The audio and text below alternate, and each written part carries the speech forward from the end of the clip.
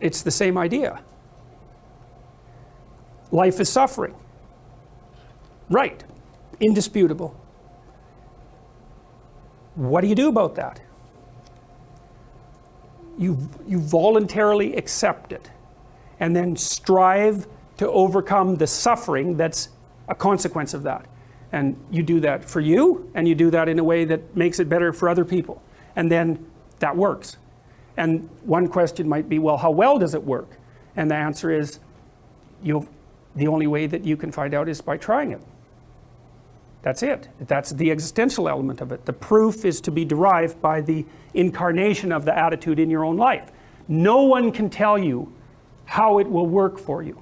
It's the thing that your destiny is to discover that.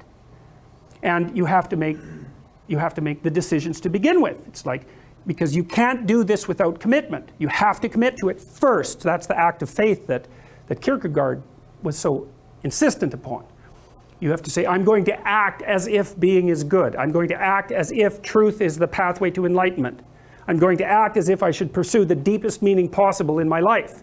And there's reasons to do none of those. They're real reasons. So it's really a decision. But you can't find out what the consequence of the decision is unless you make the decision. I think the same thing happens when you get married, by the way. So if you think you might leave, you're not married. And then you think, well, the marriage didn't succeed. It's like, well, maybe you were never married. Because the rule is, you don't get to leave. And there's a reason for that rule. Now, I'm not saying that there aren't situations where there should be exceptions made for that. That's not the point. The point is that there's some games you don't get to play unless you're all in. And the other thing that's so interesting about being alive is that you're all in. No matter what you do, you're all in. This is going to kill you. So I think you might as well play the most magnificent game you can while you're waiting. Because do you have anything better to do? Really? Why not pick the best thing possible that you could do? Why not do that? Maybe you could justify your wretched existence to yourself that way. I think you could.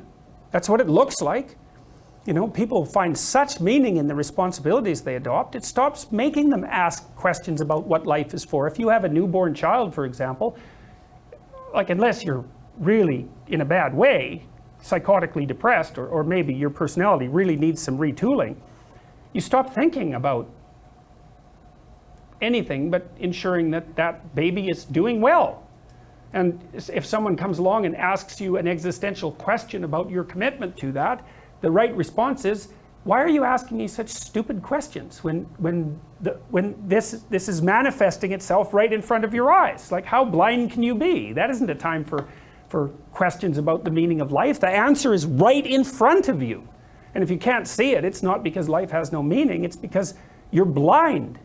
I mean, that's what the image of the Virgin Mother and the child is all about. It's like, what's the answer to the meaning of life? Here's an answer. It's like, well, I'm going to criticize that. Well, go right ahead. You know, it's like what you're like a what do you call that? A termite gnawing on a temple. There's no utility in that sort of criticism. It's blindness. And it's the same thing with regards to the path of the hero. It's like it glistens in front of you and you can criticize it. It's like, fine. Put the cart before the horse and see how far you get. So I thought, to bring full closure to the class, I was trying to solve this terrible puzzle that confronted me and many other people about how it was that human beings got themselves in such a tangle about what they believed. Such a tangle that we were pointing the ultimate weapons of destruction at one another, which, by the way, we are still doing. And I thought, okay, well, I understand that. We need our belief systems. They orient us. And that means there will be conflict between belief systems, and that can be a catastrophe. And that's being played out everywhere, again, in very many ways. What's the solution to that? Well, one possibility is there's no solution. It's just mayhem all the way around. Could be the case. But it seemed to me, as I delved into it, that the proper solution to that was to live properly as an individual, because you're more powerful than you think.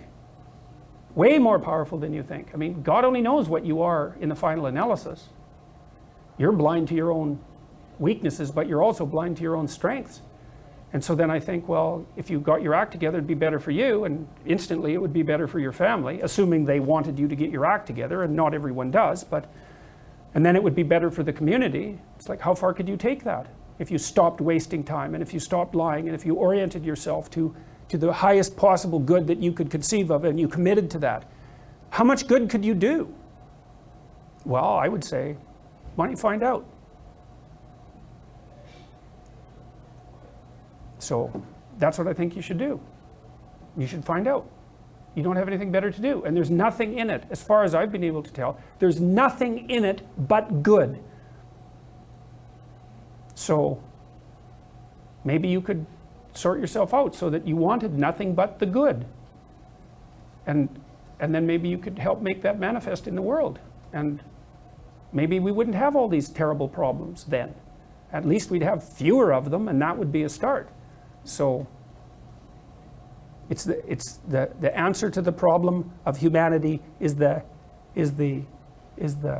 integrity of the individual. That's the answer.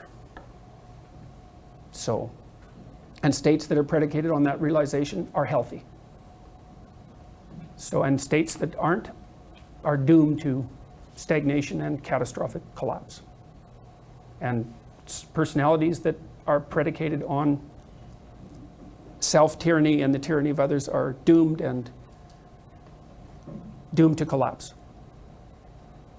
So, and then you think, well, what's the barrier? And the barrier is, are you willing to accept the responsibility?